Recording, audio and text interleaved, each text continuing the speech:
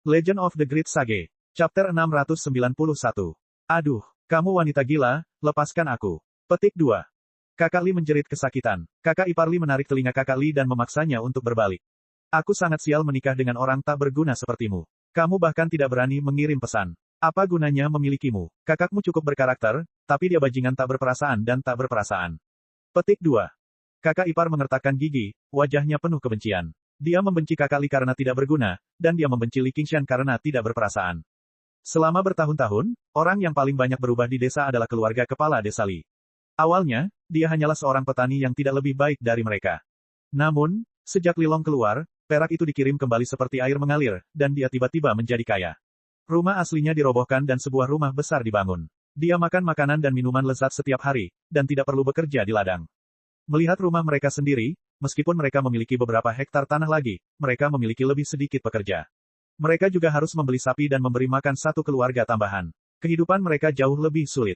Dia telah mendengar bahwa Li Qingshan jauh lebih kaya daripada Li Long, tetapi dia bahkan tidak bisa mendapatkan 1 sen pun darinya. Itu benar-benar membuatnya mengertakkan gigi setiap hari. Bukankah kamu yang mempunyai ide bodoh untuk mengambil alih tanahnya dan mengusirnya dari keluarga?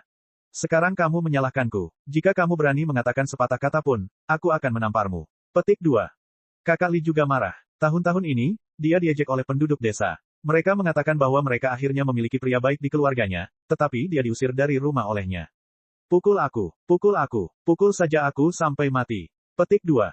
Tubuh kakak ipar Li yang seperti bola melambaikan keempat tangan dan kakinya yang montok dan membuat keributan di tempat tidur. Berbicara tentang hal ini, dia juga menyesal sampai ususnya berubah menjadi hijau. Namun apa yang telah dilakukan tidak dapat dibatalkan. Apa gunanya mengatakan hal ini sekarang? Wanita gila. Petik 2. Bahkan jika kamu tidak memikirkan kami, kamu harus memikirkan batu. Kamu ingin dia bertani bersamamu selama sisa hidupnya. Kakak Li juga terdiam. Pikirannya berangsur-angsur menjadi aktif. Tidak peduli seberapa besar kebenciannya, bertahun-tahun telah berlalu. Bagaimanapun, kita adalah saudara yang tulangnya patah dan uratnya menyatu. Biarpun dia ingin menyalahkanku, saudaranya, dia tidak bisa menyalahkan keponakannya. Selama dia bisa sedikit rileks. Itu adalah berkah yang tiada habisnya. Pada saat yang sama, di bawah bukit Craching Oaks di luar desa, beberapa rumah terendam hujan malam. Ada secercah cahaya samar. Sekilas terlihat seperti bangunan tempat tinggal, namun ditutupi dengan dinding luar berwarna merah, terlihat seperti balai leluhur. Setelah masuk ke pintu, terdapat meja persembahan dan beberapa piring buah-buahan. Satu-satunya lampu berada di ambang kehancuran bahkan tanpa tertiup angin malam musim gugur, seolah-olah akan ditelan kegelapan kapan saja. Di bawah cahaya redup, samar-samar terlihat sosok kayu hitam. Dengan satu tangan di pinggang dan tangan lainnya memegang pisau, meski posturnya sangat mengesankan, namun pengerjaannya sangat kasar. Jelas sekali itu adalah pekerjaan seorang tukang kayu di pedesaan. Namun, penampilannya agak mirip dengan Li Qingshan, atau lebih tepatnya, Li Qingshan di masa mudanya. Ini adalah gubuk yang dibangun Li Qingshan untuk dirinya sendiri dengan seekor babi hutan. Setelah itu, dia membuat namanya terkenal sebagai penjagal harimau, sehingga penduduk desa membangun sebuah kuil kecil khusus untuknya, yang disebut kuil penjagal harimau. Bahkan ada petugas kuil yang bertanggung jawab membersihkan dan merawatnya. Kenyataannya, dia hanyalah seorang lelaki tua yang tidak mempunyai anak dan lumpuh. Penduduk desa memanggilnya Liu Cacat. Tanggung jawab orang tua Liu adalah memastikan lampu minyak tidak padam di malam hari, tetapi tidak ada yang mengawasinya. Pada malam musim gugur yang suram ini, dia telah menutup pintu kuil lebih awal. Dia makan daging babi dan minum setengah liter anggur najis sebelum memeluk selimutnya dan tertidur. Ketika seseorang mendobrak pintu kuil dan memasuki kuil, dia sama sekali tidak menyadarinya. Orang itu berbadan tegap, dan wajahnya ditutupi janggut, sehingga mustahil untuk mengetahui usianya. Saat dia masuk ke kuil, dia tidak basah sama sekali. Matanya menatap patung kayu itu, dan bersinar dengan cahaya kebencian. Dia mengertakkan gigi dan berkata, Li Qingshan. Dia tiba-tiba mengambil langkah ke depan dan menghantam udara dengan telapak tangannya. Dengan suara yang keras, patung itu hancur berkeping-keping. Sedangkan lampu minyak yang kelap-kelip masih menyala terus. Orang tua Liu bergidik dan terbangun. Dia masih linglung. Apakah itu Guntur? Dia terlatih-tatih ke depan aula dan melihat sosok tegap itu dengan sekali pandang. Kamu. Sebelum dia selesai berbicara, pria itu menyerang dengan telapak tangannya lagi, dan Liu tua meledak seperti patung, menyebabkan kabut darah merah membubung. Hanya kepalanya yang dibiarkan utuh, dan diletakkan di atas meja kurban oleh pria tersebut. Dia diam-diam berdoa dan berkata, Ayah, aku akan menyelesaikan keinginanmu yang belum terpenuhi terlebih dahulu dan menghancurkan desa Craching Oaks. Ini akan menjadi yang pertama. Akan ada suatu hari ketika saya secara pribadi membunuh Li Qingshan. Petik 2. Kata Xiong Batian dengan kejam. Jika Li Qingshan hadir, dia mungkin menganggapnya familiar, tapi tentu saja, mungkin juga dia tidak memiliki kesan sama sekali terhadapnya. Dibandingkan dengan musuh yang dia bunuh di kemudian hari, penguasa benteng angin hitam, Xiong Xiangwu, bukanlah apa-apa. Xiong Batian adalah putra Xiong Xiangwu. Namun, dia tidak tinggal di kubu angin hitam. Sebaliknya, ia belajar seni bela diri dari kakeknya. Dia tahu bahwa ketika benteng angin hitam dibantai, dia masih anak-anak. Dia mengerti bahwa jika dia ingin membalas dendam, yang bisa dia lakukan hanyalah bertahan dan menunggu kesempatan bagus. Namun, setelah bertahan selama lebih dari 1 dekade, ia menemukan bahwa musuhnya telah menjadi komandan Scarlet Hawk. Harapannya untuk membalas dendam menjadi semakin tidak menentu. Yang bisa dia lakukan hanyalah membantai desa Crouching Ox dan membunuh semua teman dan keluarga Li Qingshan untuk melampiaskan kebenciannya. Xiong Batian mengangkat kepala lelaki tua Liu dan berjalan menuju desa Crouching Ox. Dia bertekad untuk membunuh semua orang dan menumpuk kepala mereka ke dalam menara. Ini adalah simbol favorit kubu Black Wind. Dia ingin menggunakannya sebagai peringatan untuk Xiong Xiangwu dan pamannya. Tiba-tiba, dia berhenti. Di kejauhan, ia melihat sekelompok orang melewati hujan dan memasuki desa Crouching Ox. Wajahnya menjadi dingin. Baiklah, aku akan membunuh sebanyak yang mereka datang hari ini. Dan desa Drown Rains, Iron Fist, dan semua orang yang berhubungan dengan Li Qingshan harus mati. Kembalinya Li Long menyebabkan keributan di halaman keluarga Li. Li Hu dan Li Bao keluar menyambutnya sambil berseru, "Kakak, akhirnya kamu kembali. Sebelum ayah meninggal, dia masih memanggil namamu. Kenapa kamu terlambat?" Mereka sekarang menjadi cantik dan montok, wajah mereka penuh kekayaan. Masing-masing meraih salah satu tangan Li Long, seolah dia baru saja pergi kemarin. Tangisan di luar aula duka juga terdengar, semuanya sangat berduka. Li Long diam-diam mengganti pakaian berkabungnya. Dia bersujud 3 kali dan membungkuk 9 kali sebelum tiba di aula duka. Saat melihat mayat yang telah diolah di peti mati, 2 garis air mata mengalir di pipinya. Begitu dia menyelesaikan upacaranya, Li Hu menariknya ke ruang samping. Li Bao mengikuti di belakangnya dengan tergesa-gesa. Li Long bingung. Dia mendengarkan mereka berdebat satu sama lain. Ternyata, setelah kepala desa Li Long pergi, mereka berebut harta milik keluarga. Mereka bertengkar sengit, menunggu Li Long kembali dan menegakkan keadilan. Keduanya saling melotot dengan marah. Mereka tidak lagi tampak sedih sama sekali. Li Long merasa jijik. Tepat ketika dia hendak mengatakan sesuatu, dia tiba-tiba mendengus. Ada bau darah. Bau darah yang menyengat meresap melalui hujan, datang dari sisi lain desa. Chapter 692. Liu Hong, Wang Lei, dan yang lainnya melihat Li Long bergegas keluar pintu, jadi mereka mengikutinya. Namun, tidak seperti Li Long, mereka tidak bisa melihat dalam kegelapan, jadi mereka hanya bisa melihat bayangan buram. Liu Hong terkejut dan berhenti bergerak. Wang Lei menyusul dan bergegas menuju bayangan itu. Siapa itu? Hati-hati. Li Long melangkah keluar dan melepaskan ki sejatinya, yang berubah menjadi telapak tangan dan meraih Wang Lei. Wang Lei merasakan kekuatan yang sangat besar dan terbang kembali tanpa sadar. Tempat di mana dia awalnya berdiri tiba-tiba meledak menjadi lubang besar. Lumpur dan hujan berceceran di mana-mana. Hati Wang Lei terasa dingin. Jika dia masih berdiri di sana, dia bahkan tidak akan memiliki satupun mayat yang tersisa. Praktisi ki lapisan ke-10. Xiong Batian terkejut. Dia tidak menyangka akan ada praktisi ki lapisan ke-10 di desa kecil ini. Dia melemparkan kepala itu ke tangannya seperti senjata tersembunyi dan dengan cepat mundur. Dia telah berkultivasi selama bertahun-tahun dan hanya berada di lapisan ke-8. Bahkan jika dia berkultivasi selama 10 tahun lagi, dia mungkin tidak dapat mencapai lapisan ke-10. Menurutmu kemana kamu akan pergi? Tubuh Li Long berkelebat, menghindari kepalanya dan hendak mengejar. Bang, bang, bang, bang. Kepalanya meledak di udara, dan pecahan tulang yang tak terhitung jumlahnya beterbangan kemana-mana. Itu lebih ganas dan berbahaya daripada senjata tersembunyi apapun di Jianghu. Li Long memiliki truki untuk melindungi tubuhnya, jadi dia tidak takut dengan tindakan seperti itu.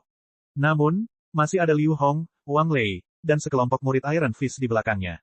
Jika dia mengabaikannya, tidak ada satupun dari mereka yang akan selamat. Dia mundur selangkah dan melambaikan tangannya. Tidak ada gerakan yang bisa dibicarakan, tetapi gerakannya alami dan santai, seolah-olah dia sedang bertani di ladang. Ki sejatinya melonjak, dan pecahan tulangnya terbang menjauh. Ada beberapa teriakan. Masih ada beberapa murid Iron Fist yang terkena serangan. Meski tidak berakibat fatal, lukanya langsung berubah menjadi hitam dan mengeras. Mereka mengejang dan jatuh ke tanah, mati dalam sekejap. Racun mayat. Murid Li Long menyusut. Jika itu adalah praktisi ki, selama mereka bisa bertahan sebentar, mereka akan bisa menyelamatkan mereka. Dia masih bisa menyelamatkan mereka, tetapi murid-murid biasa ini tidak berbeda dengan manusia biasa. Bagaimana mungkin mereka menolaknya? Racun itu menyerang jantung dan menyegel si Markis dengan darah. Saat ini, bahkan Liu Hong tidak punya banyak waktu untuk bereaksi. Dia hanya melihat Wang Lei berlari keluar. Mereka terbang kembali, dan dalam sekejap mata, lebih dari 20 kepala terbang di depannya. Mereka meledak bersama. Kedua bersaudara itu, Li Hu dan Li Bao, berlari ke pintu sambil terengah-engah. Apa yang telah terjadi? Dia menyipitkan matanya, dan dengan bantuan cahaya dari lentera, dia melihat murid Iron Fist yang jatuh. Dia langsung berteriak seperti babi yang disembelih, pembunuhan. Suara yang sangat tajam membuat seluruh halaman keluarga Li mendidih karena kegembiraan sebelum menyebar ke seluruh desa Crashing Oaks. Banyak orang terbangun dari mimpinya. Liu Hong bertanya, siapa tadi? Aku tidak tahu. Ekspresi Li Long serius. Jika pihak lain adalah seorang kultivator yang mengolah seni memurnikan mayat, maka membantai seluruh desa untuk memurnikan mayat bukanlah hal yang aneh. Namun, masalah ini jelas tidak sesederhana itu. Kalau tidak, mereka tidak akan memenggal kepala penduduk desa. Dengan budidaya mereka sebagai praktisi ki lapisan ke-10. Bahkan jika mereka adalah murid sekolah pertanian yang tidak ahli dalam pertempuran, membunuh praktisi ki lapisan ke-8 tidak akan menjadi masalah. Namun, begitu mereka mulai bertempur, desa Crashing Oaks pasti akan menderita banyak korban. Dan, dari jejak serangan pihak lain, itu membuatnya khawatir. Dengan kilatan cahaya, cangkul muncul di tangannya. Dia berseru dengan keras, siapa kamu? Mengapa kamu datang ke desa Crashing Oaks-ku? Tahukah kamu nama Li Qingshan?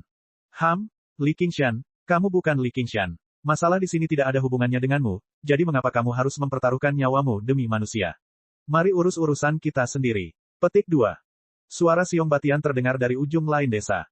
Aku dari desa Crashing Oaks, jadi bagaimana hal itu tidak ada hubungannya denganku? Kamu masih bisa melarikan diri sekarang, atau aku pasti akan mengambil nyawamu. Mendengar itu, Li Long langsung mengerti apa yang sedang terjadi. Dia tidak bisa menahan perasaan marah sekaligus mengejek. Orang ini pasti punya keluhan dengan Li Qingshan. Selama dia meninggalkan desa Crashing Oaks, Li Long akan segera mengejarnya. Dia pasti akan membunuhnya. Jika itu masalahnya, maka kamu bisa tinggal di sini dan mati bersama desa Crashing Oaks. Nada bicara Siong Batian sangat berani. Dia menyingsingkan lengan bajunya, dan tidak mengherankan, ada seutas cincin tembaga untuk mengendalikan mayat di atasnya. Tangannya yang lain juga sama. Dengan aliran ki sejati, cincin tembaga menyala bersamaan. Li Long tiba-tiba merasakan aura mayat yang luar biasa. Dia terbang ke udara dengan artefaknya, dan hatinya tenggelam. Benar saja, itu seperti yang dia duga. Segerombolan tentara mayat muncul entah dari mana, memancarkan aura yang bahkan lebih dingin daripada hujan musim gugur. Meskipun kebanyakan dari mereka adalah zombie biasa, bahkan bukan zombie, mereka belum dimurnikan sama sekali. Mereka hanyalah mayat berjalan yang diubah dari racun mayat dan ki mayat, totalnya ada 1 atau 2.000 di antaranya. Ada beberapa mayat pelat besi di antara mereka. Melawan pasukan mayat seperti itu, bahkan praktisi ki lapisan ke-10 akan kelelahan sampai mati kecuali mereka dapat membunuh pengontrolnya sesegera mungkin. Namun, musuh dikelilingi oleh zombie berlapis-lapis, jadi mereka harus sangat berhati-hati. Manusia dan daemon telah berperang selama beberapa tahun. Ditambah dengan bencana alam dan bandit yang diakibatkannya, jumlah orang yang kehilangan nyawa mencapai lebih dari 10 juta orang. Seni memurnikan mayat tersebar luas di dunia. Hanya ketika bencana Gunung Burial Mount terjadi barulah tren ini sedikit mereda. Namun, pada dasarnya setiap praktisi ki di prefektur Clear River memiliki cincin tembaga untuk mengendalikan mayat. Musuh telah menggunakan ledakan mayat dan racun mayat sejak awal, jelas berspesialisasi dalam metode budidaya ini, yang memungkinkan dia mengendalikan lebih banyak zombie. Hari ini, aku bersumpah aku tidak akan membiarkan siapapun di desa Crashing Oaks hidup-hidup untuk membalaskan dendam ayahku. Kamu masih punya waktu untuk melarikan diri sekarang, atau begitu kamu jatuh ke dalam pengepungan, hanya kematian yang menantimu. Siong Batian seperti seorang jenderal di medan perang. Dengan lambaian tangannya, tentara itu maju, membanting ke dalam gubuk satu persatu. Gemuruh, dinding tanah langsung dihancurkan, tidak mampu menghentikan banjir mayat. Mereka sebenarnya ingin meratakan seluruh desa Crashing Oaks. Wajah Liu Hong berubah drastis. Dia telah melalui banyak cobaan dan kesengsaraan di Jianghu, tetapi dia belum pernah melihat pemandangan yang begitu mengerikan sebelumnya. Itu seperti seekor binatang raksasa yang menakutkan sedang menerjang ke arahnya dari kegelapan. Wang Lei bergidik ketakutan. Kakinya gemetar saat dia berseru ke langit, adik laki-laki. Hati-hati semuanya, Li Long berkata dan terbang ke arah pasukan zombie. Pada saat ini, murid Iron Fist yang telah diracun sampai mati tiba-tiba membuka mata mereka dan perlahan merangkak dari tanah. Orang-orang di sekitar segera berpencar. Li Hu dan Li Bao bahkan bergegas pergi sambil mengencingi celana mereka. Liu Hong berteriak dan menggunakan serangan kavaleri besi, mendaratkan pukulan di kepala mayat itu. Dengan bunyi gedebuk, kepala mayat itu terbelah seperti semangka, dan mayat itu kembali roboh ke tanah. Dia melompat dan meninju seperti angin, mendorong seni bela dirinya hingga batasnya. Setiap pukulan mendarat di kepala, dan mayat yang akan merangkak kembali roboh ke tanah. Ini hanyalah mayat berjalan biasa yang diubah dari racun zombie. Meski mereka sangat kuat dan tidak takut mati, reaksi mereka lambat. Melawan ahli Jianghu seperti Liu Hong, mereka tidak bisa berbuat apa-apa. Dia sama sekali bukan ancaman. Para murid Iron Fist bersorak-sorai. Liu Hong berdiri dengan anggun di atas mayat-mayat itu. Punggungnya sudah basah oleh keringat dingin. Dia menenangkan dirinya, jangan takut, semuanya. Itu hanya beberapa mayat. Apa yang dihadapi Li Long saat ini bukan hanya beberapa mayat, tapi ribuan. Ada pria dan wanita, tua dan muda. Mereka berkerumun di sekelilingnya, dan mereka bahkan mengeluarkan raungan yang tidak berarti, yang digabungkan menjadi dengungan yang menakutkan. Hujan musim gugur yang terus-menerus telah berhenti di beberapa titik. Awan menghilang, dan bulan musim gugur bersinar dengan cahaya dingin. Itu menerangi desa kecil Crouching Oaks, tapi itu seperti pemandangan mimpi buruk. Gelombang mayat mengabaikan semua penghalang. Mereka maju dengan cepat. Beberapa mayat berjalan jatuh ke tanah, namun mereka terinjak oleh mayat di belakangnya. Dalam sekejap mata, mereka menjadi tumpukan pasta daging. Jeritan terdengar dari rumah-rumah yang runtuh. Namun, mereka segera berhenti dan dicabik-cabik oleh para zombie. Keringat merembes keluar dari telapak tangan Lilong. Namun, setelah mengalami pertandingan eksibisi 9 prefektur, dia menjadi lebih siap secara mental untuk situasi seperti ini. Dia tidak dalam bahaya besar hari ini, tetapi jika dia tidak dapat menghentikan pasukan mayat, dia hanya akan dapat melarikan diri dengan sejumlah kecil orang. Semua anggota keluarganya yang lain akan mati di sini. Dia mengeluarkan segenggam biji. Dengan lambaian tangannya, benih-benih itu bertebaran. Bangunan-bangunan di desa Crouching Oaks tidak padat. Di antara rumah-rumah tersebut terdapat cukup banyak ruang kosong yang dijadikan kebun sayur. Sebuah benih jatuh ke kebun sayur dan segera bertunas, tumbuh pesat dan berubah menjadi rumpun duri hitam. Ia terus tumbuh dan menyebar, menyelimuti seluruh kebun sayur dalam sekejap mata.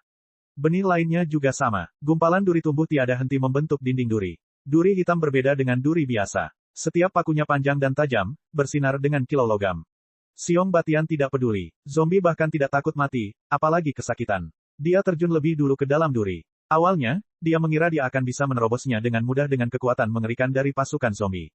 Namun, akar setiap duri menjulur beberapa meter ke dalam tanah, dan terus memanjang. Durinya sendiri sekuat logam, menghasilkan suara yang memekakkan telinga saat ditarik. Duri-duri itu seperti monster yang terkejut saat bangun tidur, menari-nari dengan liar.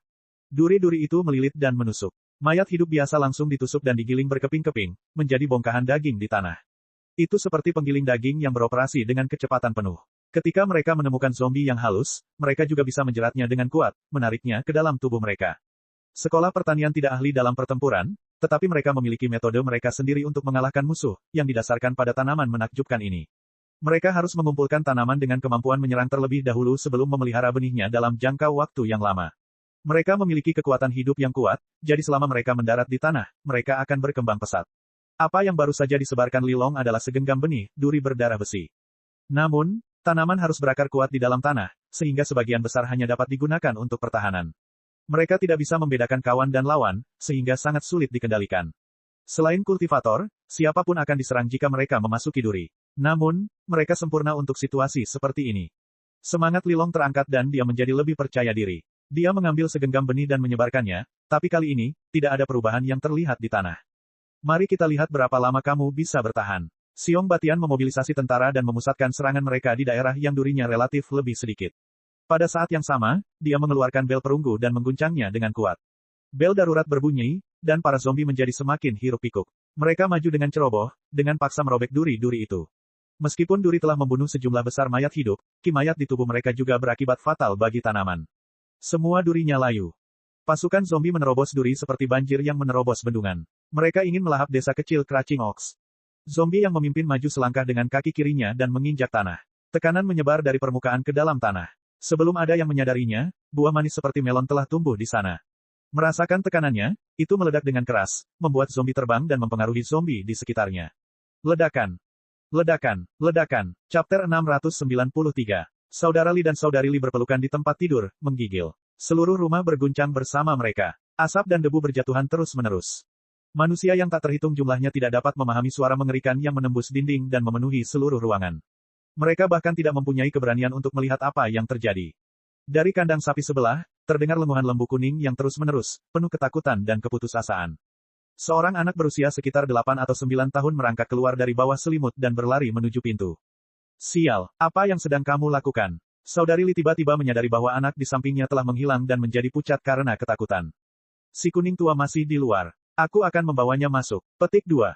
Situ berbalik dan menjawab. Dia sudah membuka pintu dan bergegas keluar. Dia tidak berani melihat sekeliling dan berlari ke kandang sapi. Seekor sapi kuning menggelengkan kepalanya dengan tidak sabar sambil menarik talinya. Itu berlumuran darah. Jangan takut, kuning tua. Ayo kembali ke rumah.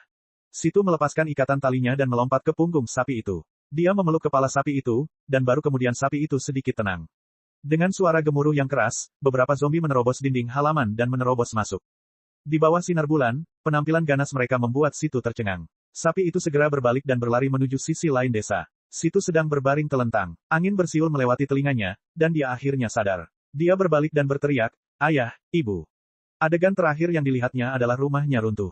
Batu bata dan puing-puing beterbangan kemana-mana, dan asap serta debu membubung kemana-mana. Dia tidak punya waktu untuk khawatir atau berduka. Zombie-zombie itu berlari keluar dari asap dan debu dan mengejarnya. Gerakan mereka tampak kaku, tetapi mereka jauh lebih cepat daripada lembu. Zombie pertama menerkam. 10 kukunya yang panjang dan melengkung hampir mencapai pantat situ, dan bagian belakang tubuh sapi itu hancur berkeping-keping. Di sana, Yellow Ox mengeluarkan jeritan darah yang mengental saat dia jatuh ke tanah. Pebble melemparkan dirinya ke depan dan menabrak dinding lumpur. Saat otaknya akan meledak, dia menutup matanya rapat-rapat dan merasakan seluruh tubuhnya terasa ringan. Dia dikelilingi oleh angin yang lembut namun kencang. Ketika dia membuka matanya, dia melihat seorang pria asing menggendongnya. Pria itu juga membawa cangkul yang bersinar. Cangkul itu terlihat seperti alat bertani, namun dengan mudah menembus kepala zombie. Kemudian, ia menari dalam lingkaran cahaya perak dan menghempaskan lebih dari 10 zombie yang menerkamnya. Lilong tidak berani melanjutkan pertarungan dan segera melayang ke langit. Stone tidak tahu apakah itu karena dia secara alami berani, atau karena dia sangat ketakutan. Dia melebarkan matanya, melihat ke tanah di kejauhan. Dia melihat zombie menakutkan yang tak terhitung jumlahnya, sementara rumahnya sendiri hancur total, berubah menjadi reruntuhan, tidak dapat ditemukan dimanapun.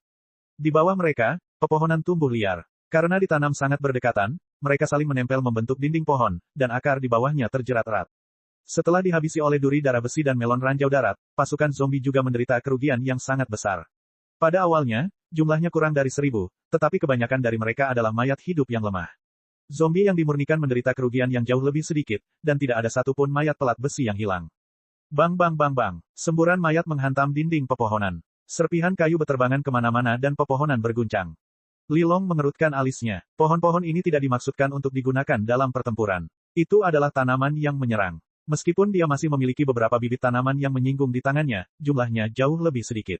Mustahil bagi mereka untuk menghentikan banjir mayat. Dia mengepalkan segenggam biji dengan erat. Telapak tangannya berkeringat, tapi dia tidak terburu-buru membuangnya. Sebaliknya, ia terus menanam pohon yang membentuk tembok. Di bawah serbuan zombie yang ganas, serpihan kayu beterbangan dan getah menetes. Namun, meskipun zombie memiliki kekuatan yang luar biasa, mereka tidak dapat menembus dinding kokoh beberapa ratus pohon dalam waktu singkat. Di bawah pengawalan para zombie, Xiong Batian tiba di depan tembok pepohonan. Cahaya ganas bersinar di matanya. Dia tidak pernah mengira lawannya benar-benar mampu menghentikannya sedemikian rupa, menggunakan tanaman aneh ini untuk terus-menerus mengurangi zombie yang berada di bawah kendalinya. Dinding pepohonan berdiri setinggi beberapa meter, dan rimbun dengan dedaunan. Sangat sulit bagi zombie biasa untuk menskalakannya, kecuali mereka adalah mayat pelat besi yang lebih gesit. Namun, begitu mayat-mayat pelat besi berhasil sampai, mereka akan dipisahkan dari pasukan lainnya. Dibutuhkan energi yang sangat besar bagi praktisi kilapisan ke-10 untuk membunuh mayat pelat besi ini, tetapi itu bukanlah hal yang sulit. Yang paling dia takuti adalah lawannya akan menggunakan kesempatan ini untuk melancarkan serangan diam-diam terhadapnya. Mayat pelat besi ini adalah pengawal pribadinya. Sangat sulit bagi zombie biasa untuk membuat mereka sibuk. Jika dia dengan santai menyebarkan beberapa benih, hidupnya mungkin dalam bahaya. Meskipun dia bisa mengambil jalan memutar di sekitarnya, lingkungan sekitar desa itu semuanya berupa sawah. Setelah hujan musim gugur yang tiada henti, semuanya seperti rawa. Begitu zombie memasukinya, gerakan mereka pasti akan terpengaruh. Apa menurutmu aku akan jatuh ke dalam perangkapmu? Itu hanya sekumpulan kayu. Karena aku tidak bisa mendorongnya, aku akan menerobosnya saja. Petik 2.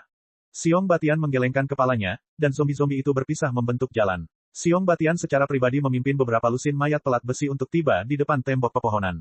Bunyi bel tiba-tiba semakin cepat, dan mayat pelat besi di depan mengayunkan cakarnya dengan kejam.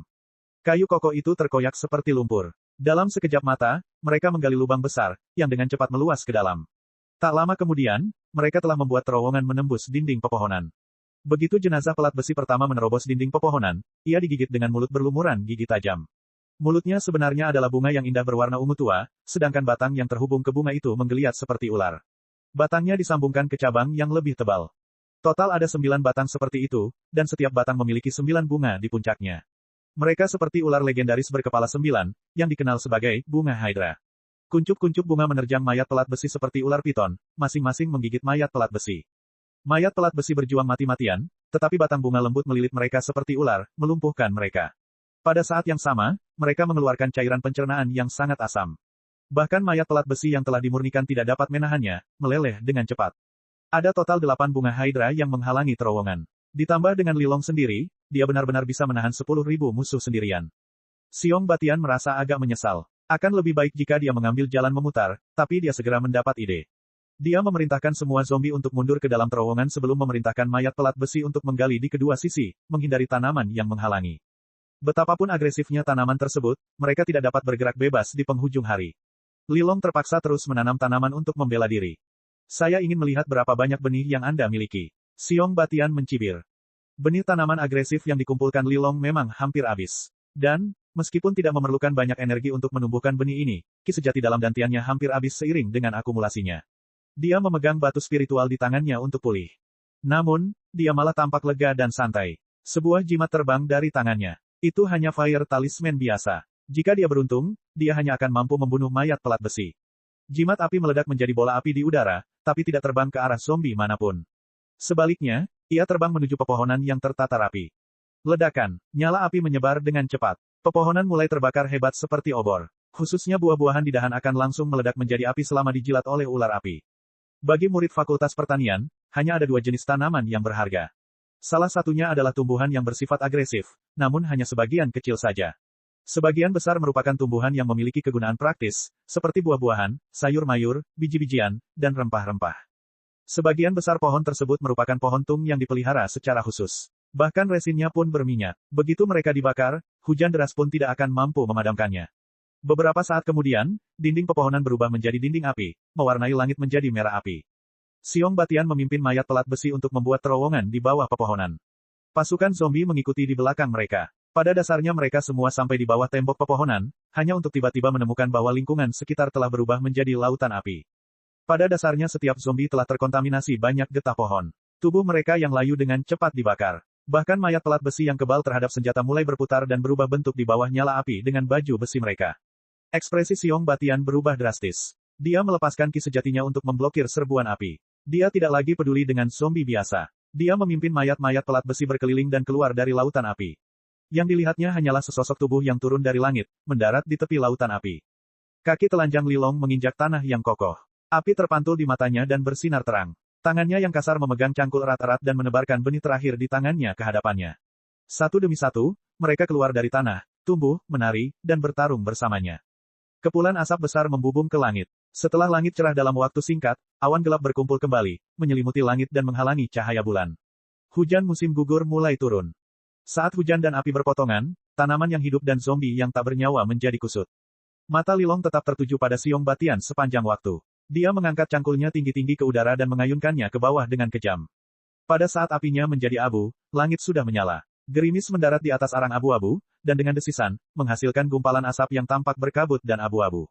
Di dalam asap, Lilong terbaring di tanah yang panas, terengah-engah. Dia masih memegang erat cangkul di tangannya sambil menatap langit yang suram. Dia menopang dirinya dan melihat sekeliling. Seluruh desa Craching Ox telah menjadi reruntuhan. Dinding kayu yang telah direduksi menjadi tumpukan arang dijadikan sebagai pembatas. Di satu sisi terdapat batu bata dan ubin yang telah diinjak-injak oleh zombie, sedangkan di sisi lainnya terdapat arang yang telah dibakar hingga garing. Meski sempat turun hujan setelahnya, api masih terus membesar. Lilong mau tidak mau menjadi frustrasi. Setelah pertempuran malam yang sengit, dia berhasil membunuh musuh, namun dia gagal melindungi desa. Dia tidak setegas Li Qingshan. Bagaimanapun, ini masih rumahnya. Orang-orang dan benda-benda familiar yang tak terhitung jumlahnya telah menghilang dalam semalam, jadi dia tidak merasakan kegembiraan apapun dari kemenangan sama sekali. Sebaliknya, hatinya sangat terbebani. Ayah, ibu, ayah. Petik 2. Isak tangis terdengar dari belakang. Lilong berbalik dan melihat seorang anak mencakar reruntuhan, tapi dia bahkan tidak bisa memindahkan batu yang lebih besar. Wajahnya dipenuhi air mata dan ingus. Untuk beberapa alasan, Lilong menenangkan diri. Siapa namamu? Chapter 694. Li Qingshi. Lilong terkejut. Dia melirik reruntuhan di bawah kakinya dan tiba-tiba memahami sesuatu. Nama yang bagus, tapi agak tidak pantas. Stone menyeka air mata dan ingusnya. Ibuku bilang aku ingin menjadi seperti paman kedua dan menjadi orang yang luar biasa. Lilong mengusap kepalanya dan berjongkok. Aku akan mengantarmu menemuinya, oke? Apakah ayah dan ibuku sudah meninggal? Sama seperti kuning tua, Stone bertanya dengan ekspresi panik. Lilong terdiam. Dia menghela nafas. Saya ingin tahu bagaimana kabar tuan dan yang lainnya. Dengan keahlian mereka, api ini seharusnya tidak bisa merenggut nyawa mereka. Saat ini, sekelompok orang muncul di reruntuhan di sisi lain desa. Melihat mereka berdua dari jauh, pemimpin itu bergegas mendekat. Menguasai. Mata Lilong berbinar. Pemimpin dari orang-orang ini adalah Liu Hong. Di belakangnya adalah murid-murid tangan besi dan banyak penduduk desa Craching Ox. Ternyata, setelah kebakaran terjadi, Liu Hong memimpin murid tangan besi untuk mengevakuasi semua penduduk desa ke pegunungan terdekat. Mereka baru berani kembali ketika langit sudah cerah dan api sudah padam. Selama kamu baik-baik saja, Liu Hong merasa lega. Tatapan Wang Lei terhadap Li Long dipenuhi rasa kagum. Api yang membumbung tadi malam pada dasarnya adalah hasil karya makhluk abadi yang legendaris. Jika bukan karena dia, mungkin semua orang di desa Craching Ox akan mati. Penduduk desa menemukan rumah mereka yang telah hancur bersama keluarganya. Banyak dari mereka menangis. Stone akhirnya mengerti bahwa orang tuanya sama dengan Old Huang, mereka tidak akan pernah kembali. Dia mulai menangis dengan keras. Meskipun Li Long merasa lega karena pertarungannya tidak berarti apa-apa, dia benar-benar tidak bisa merasa bahagia. Dia berkata kepada Liu Hong, "Guru, saya harus kembali. Apakah kamu tidak ingin menunggu sampai penguburan? Jiwa ayahku telah kembali ke neraka. Yang tersisa hanyalah cangkang. Terlebih lagi, aku khawatir tubuh ini pun sudah tidak ada lagi." Petik 2. Li Long melihat Li Hu dan Li Bao di kejauhan. Saat api menyala, mereka bahkan tidak punya waktu untuk melarikan diri, jadi tidak ada yang punya waktu untuk membawa mayat. Mereka berubah menjadi abu bersama halaman keluarga Li. Omong-omong, itu aneh. Mereka adalah saudara dari ibu yang sama. Saat ini, rasanya begitu jauh, seolah-olah mereka adalah dua kehidupan yang sangat berbeda. Apa yang disebut pulang ke rumah dalam kemuliaan menjadi tidak ada artinya. Setelah pergi kali ini, kemungkinan besar dia tidak akan pernah kembali ke desa kecil ini lagi. Li Long memikirkan Li Qingshan lagi. Apakah dia sudah mengetahui hal ini akan terjadi? Itukah sebabnya dia begitu bertekad? Pada akhirnya, Li Long menyerahkan cukup perak untuk membangun 100 desa Craching Ox kepada Liu Hong, serta sebotol alkohol obat yang telah dia buat dengan cermat. Setelah menyerahkan beberapa urusan, dia berangkat menuju prefektur Clear River. Sungai yang besar sekali. Kapal yang besar sekali. Petik 2. Stone bersandar di sisi kapal, matanya terbuka lebar saat dia menatap sungai Clear yang bergelombang. Dia menelan ludah. Mungkin karena dia belum sepenuhnya memahami arti kematian. Dia sudah memulihkan vitalitasnya. Dia tertarik pada pemandangan yang belum pernah dia lihat sebelumnya. Di sisi lain, hati Li Long masih agak berat. Saat dia menatap punggung Stone, dia merasa lebih khawatir. Saat itu, dia mengatakan dia ingin mengajaknya menemui Li Qingshan karena dorongan hati, tetapi Li Qingshan telah memutuskan hubungannya dengan keluarga Li. Dengan tekad yang kuat dari pria itu jelas bukan sekedar kata-kata kosong. Nasib anak menyedihkan ini mungkin tidak seoptimis itu. Kapal itu berlayar mengikuti arus. Ketika mereka tiba di prefektur Clear River, hari sudah senja. Lampu-lampu di prefektur Clear River seterang siang hari. Li Long dan Stone turun dari kapal, satu besar dan satu kecil. Orang-orang di sekitar mereka semua minggir, menunjukkan rasa jijik. Li Long berpakaian dengan gaya pedesaan yang sama seperti sebelumnya, tetapi kondisi Stone bahkan lebih buruk. Kondisi Stone bahkan lebih buruk lagi. Dia sangat kotor sehingga dia tampak seperti pengemis kecil. Li Long bahkan tidak membiarkannya mandi, apalagi berganti pakaian baru. Di bawah tatapan menghina semua orang, Stone tidak bisa menahan diri untuk sedikit mundur. Namun, saat dia melihat betapa tenangnya Li Long, melangkah maju, dia merasa jauh lebih nyaman. Setelah turun dari kapal, Li Long pergi ke penjaga Hawkwolf terlebih dahulu untuk bertanya-tanya. Dia mengetahui bahwa Li Qingshan saat ini sedang mengadakan perjamuan di ruang tamu awan dan hujan, jadi dia tiba di depan ruang tamu awan dan hujan dengan batu yang diterangi. Stone mengangkat kepalanya dan melakukan yang terbaik untuk melihat ke atas. Di lantai atas Parlor of Cloud and Rain, ada adegan menyanyi dan menari. Angin hangat terasa menyenangkan. Pada dasarnya semua penjaga Hawkwolf di prefektur Clear River berkumpul di sini, tetapi kebanyakan dari mereka hanya bisa duduk di belakang, karena sebelumnya mereka adalah Wei Yangsheng, Liu Changqing, dan sekelompok penggarap yayasan pendirian. Bahkan Han Ti pun datang. Hua Chenglu juga ada di sana. Hua Chenglu juga ada di antara mereka. Dia mengerutkan kening sambil menatap Hua Chengsan yang duduk di kursi kedua. Perjamuan ini diadakan untuknya. Dia mabuk sambil memeluk wanita di kedua sisi, menggoda kedua wanita itu seolah tidak ada orang lain di sekitarnya. Dia akan membuat gerakan yang sangat intim dari waktu ke waktu. Jika pria lain melakukan ini, mereka akan dianggap cabul dan tidak senonoh, tetapi ketika dia melakukannya, dia tampak sangat anggun, seperti tuan muda yang mulia di dunia yang bermasalah.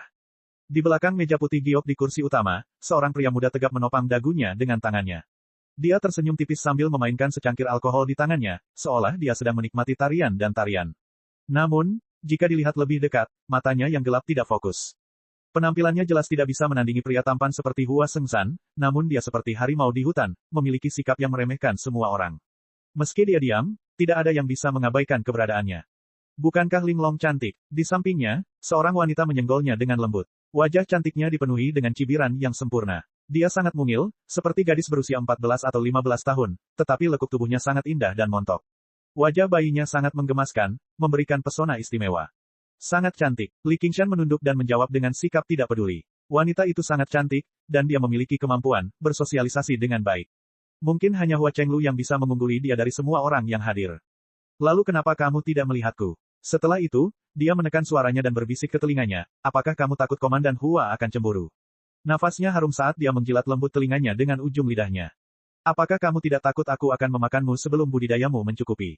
Saya tidak takut. Linglong menjulurkan lidahnya, dan benar saja, dia duduk tegak. Li Qingshan menggelengkan kepalanya. Dia adalah anak yang pemalu di masa lalu. Setelah setahun memanjakan diri, dia cukup berani untuk mengambil kebebasan bersamanya di depan umum. Tuan, Ketua Sekte, ada seorang pria bernama Li Long yang ingin bertemu dengan Anda. Dia sedang menunggu di ruangan yang hangat, lapor seorang pelayan wanita. Oh, dia kembali. Li Qingshan berdiri dan berjalan ke bawah menuju ruangan yang hangat. Kamu kembali begitu cepat. Ikutlah denganku untuk minum. Anak ini adalah. Beberapa hal telah terjadi, Li Long memikirkan apa yang akan dia katakan dan menjelaskan semua yang telah terjadi. Rock sudah tahu bahwa orang yang ingin dia temui adalah paman keduanya yang legendaris. Di bawah pengawasan Li Qingshan, wajah kecilnya memerah saat dia menegakkan punggungnya. Li Qingshan menutup matanya sebelum membukanya lagi. Aku sudah memutuskan hubunganku dengan keluarga Li, dan anak ini juga tidak ada hubungannya denganku. Kamu seharusnya tidak membawanya ke prefektur Clear River. Batuan runtuh seperti balon kempes. Dia merasa dirugikan sekaligus marah. Dia mengangkat kepalanya, ingin mengatakan sesuatu, tetapi ketika dia bertemu dengan tatapan Li Qingshan, dia tidak dapat mengatakan apapun. Dia menundukkan kepalanya, matanya benar-benar merah saat air mata mengalir di pipinya.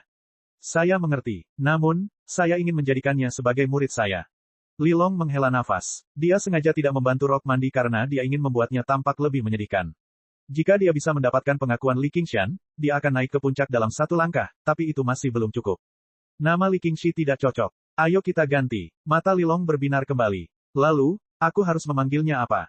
Chapter 695. Li Long menatap ketiga pelet roh sejati, hatinya sangat terharu. Nilai pelet jiwa sejati bagi praktisi Qi sudah terbukti dengan sendirinya. Dengan ketiga pelet roh sejati di tangannya, dia pasti akan berhasil membangun fondasinya dan mengambil alih posisi kepala pertanian.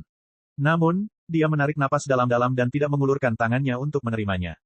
Saya tidak pantas mendapatkannya. Kamu telah membantuku membunuh musuh. Itu adalah kelebihanmu. Jangan terlalu pelin-pelan. Aku sudah bilang padamu untuk mengambilnya, jadi ambillah. Li Qingshan menyorongkan pil roh sejati ke tangan Li Long. Saya akan merawat anak ini dengan baik. Li Qingshan tersenyum dan berkata, itu masalahmu. Li Long menggenggam tangannya dan pergi. Sesampainya di luar ruang tamu awan dan hujan, dia berjongkok dan berkata kepada Pebble, mulai hari ini dan seterusnya, kamu akan dipanggil Li Xiaoyao.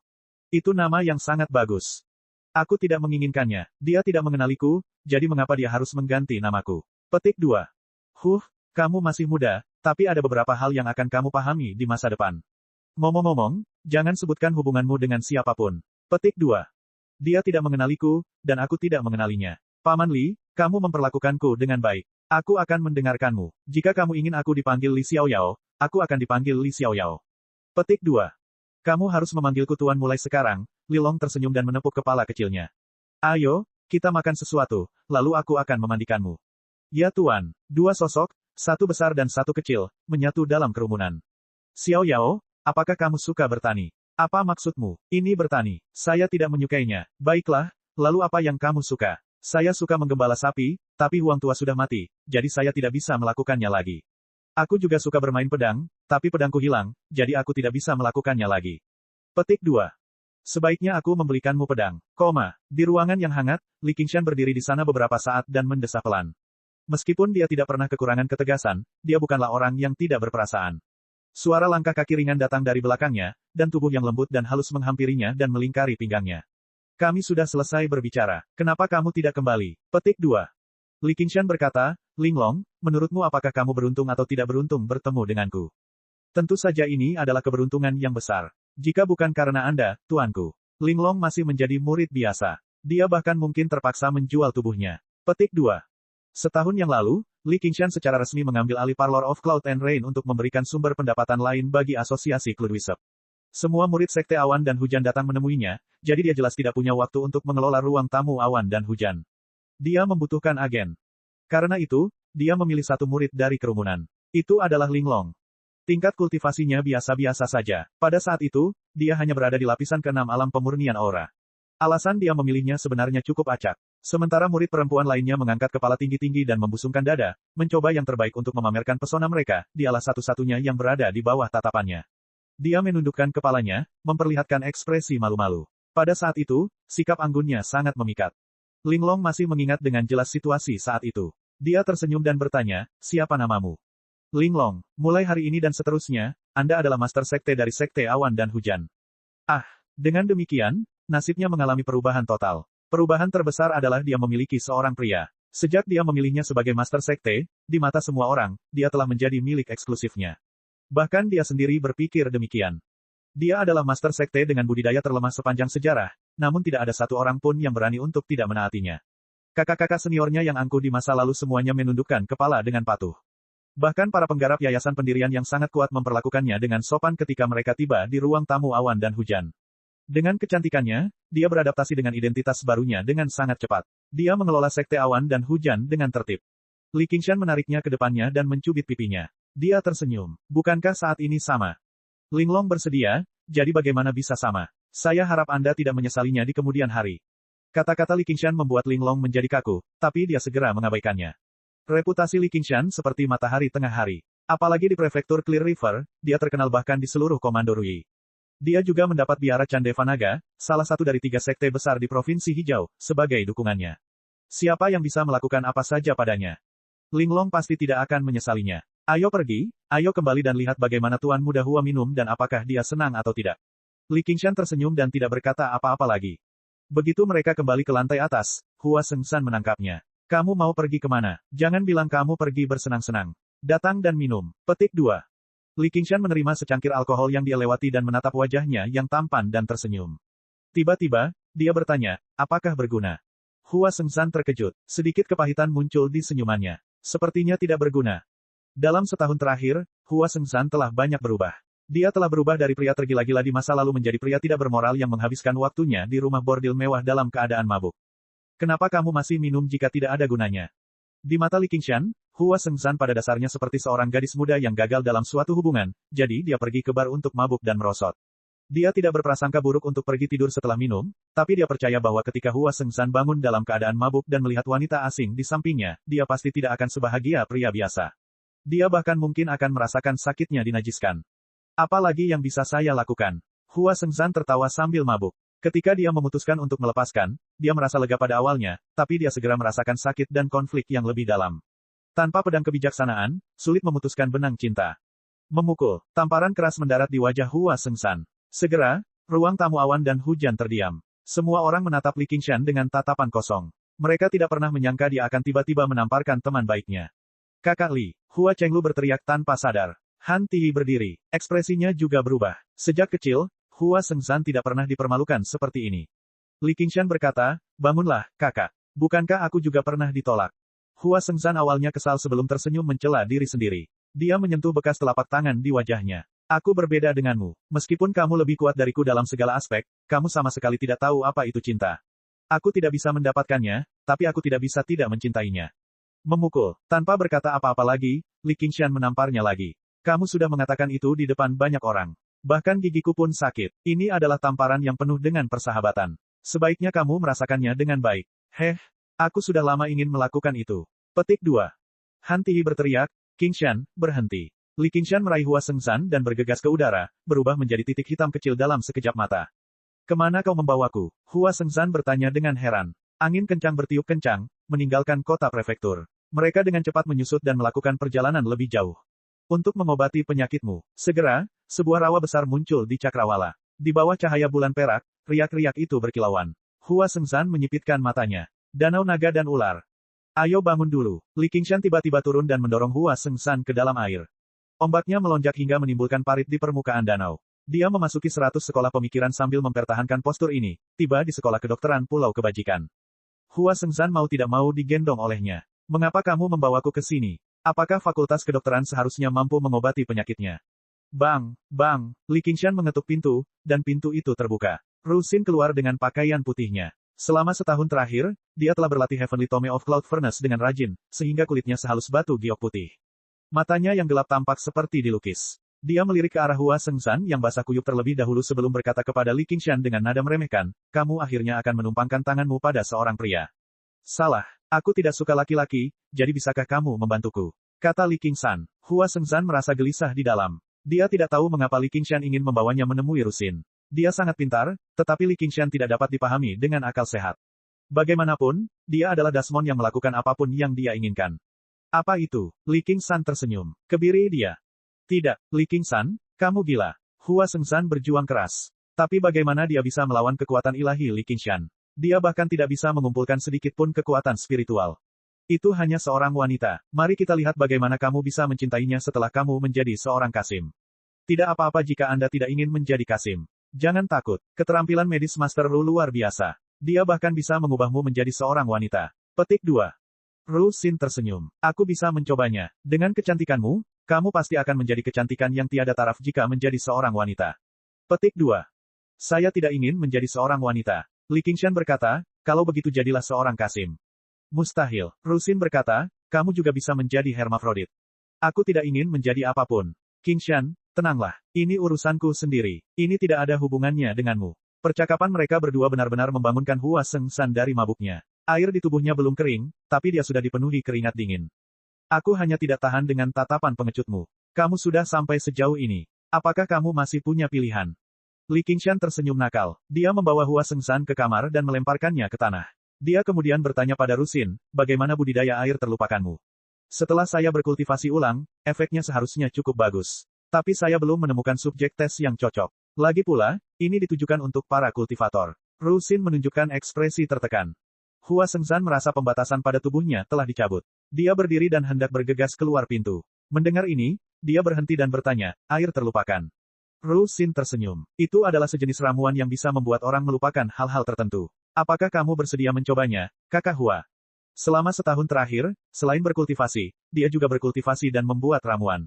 Untuk mengingat lebih banyak kenangan masa lalunya, Chu Tian, yang sekarang menjadi Lin Xuan, memintanya untuk membuat ramuan yang lebih kuat. Dalam kitab alam, buku surgawi Cloud Furnace adalah yang terbaik dalam seni alkimia. Ru Xin dianggap jenius di bidang ini. Dengan bantuan Lin Xuan dalam meningkatkan formula, efek ramuannya menjadi semakin kuat. Pada saat yang sama, dia juga membuat versi Water of Oblivion yang lebih kuat. Hua Sengsan memandang Li Qingshan yang menghalangi pintu dan tersenyum pahit. Sepertinya aku tidak punya pilihan lain. Li Qingshan berkata, jika kamu tidak mau, kamu bisa mengebiriku. Hua Sengsan berbalik dan bertanya pada Ru Xin, air kelupaan ini. Apakah ini benar-benar efektif? Ini membutuhkan kerjasama aktif Anda. Jika Anda menolak efek obat dan bersikeras untuk mengingatnya, efeknya akan jauh lebih buruk. Ru Xin mengeluarkan sebotol ramuan ungu samar dan memutarnya dengan lembut di tangannya. Jantung Li Qingshan berdetak kencang. Dia meliriknya dan mengerutkan kening. Jika kamu perlu mengingatnya, ingatlah saja. Mengapa kamu harus melupakannya? Ru Xin masih tidak mau mengakui segalanya, tapi Li Qingshan tahu dia menyimpan kebencian yang besar. Dia menolak membicarakannya karena musuhnya sangat kuat. Bahkan dengan kekuatan bulan utara, dia masih berada dalam bahaya, itulah sebabnya dia menolak untuk melibatkannya. Namun, Li Qingshan sudah mengambil keputusan sejak lama. Tidak peduli kapan dia ingin pergi ke Provinsi Kabut, dia pasti akan menemaninya dan membantunya membuat keputusan. Siapa yang meminta Dasmon malang sepertimu untuk ikut campur dalam urusan orang lain? Ru Xin memutar matanya ke arahnya. Aku ingin mencampuri urusan orang lain. Apa yang bisa kamu lakukan? Kamu, bagaimana mungkin Hua Sengsan tidak mengerti? Ru Xin dengan jelas mengenali bulan utara. Hentikan omong kosongmu. Apakah kamu akan meminumnya atau tidak? Hua Sengsan mengambil keputusan. Aku akan meminumnya. Cek cek cek cek cek cek cek cek. Rakan-rakan kultivator sekalian, sebelum retret, sila terus berkultivasi untuk jurus subscribe, like, share dan komentar agar sekte novel Sadim terus berkembang pesat.